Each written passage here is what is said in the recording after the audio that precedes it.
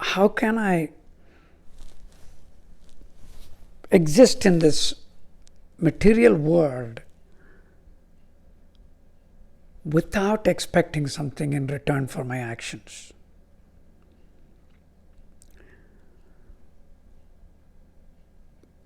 But it is mostly to make sure, I believe, these advices are to make sure that we don't give up our duties.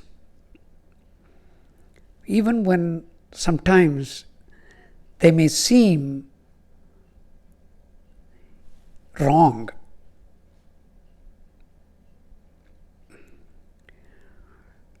So, an example that's given is a mailman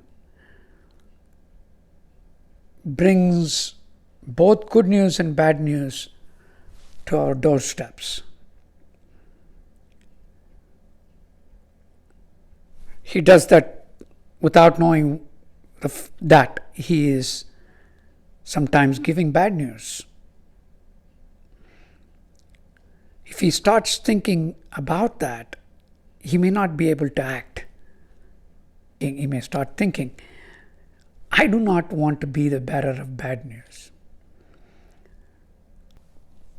I mean, even our avatars have performed.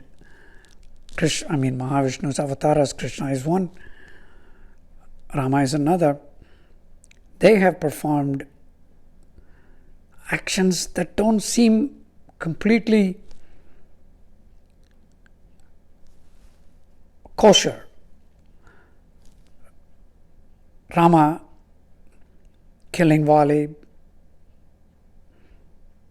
hiding behind a tree. Vali does ask Rama when he's been struck by the arrow and he's lying down on the ground, almost dying. Rama approaches. He does ask him, why, Rama? Why did you do this? Is it not unbecoming of a warrior?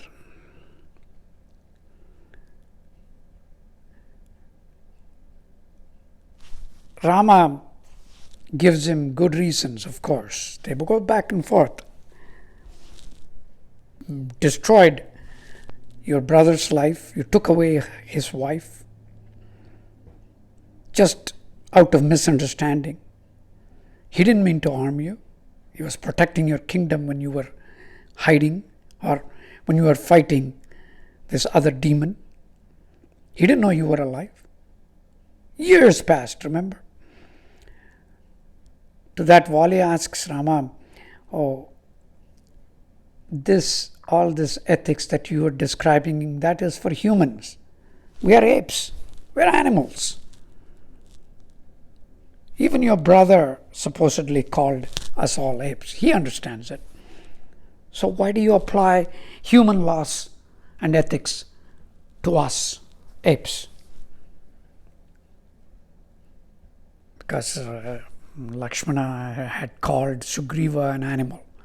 Don't trust him, he's an animal. That's what he says to Rama. And Rama asks Lakshmana whether to or not to help Sugriva. Anyway, scholars debate about whether or not Rama's action is kosher, is pure. The point is not to debate that here, but to sort of notice that even an avatar in the material existence, remember the soul, his soul is what pervades the whole universe. The Creator himself. That entity is now in human form,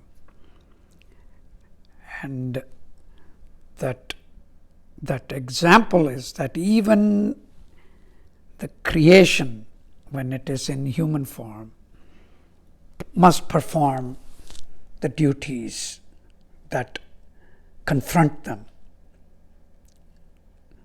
Rama himself faces a similar end from his children later in the Ramayana. So, of course, whether or not the action at that time is right or wrong, Rama had to perform that action without expecting anything, not worrying about the consequences later on. Here is what I have to do. And he does that.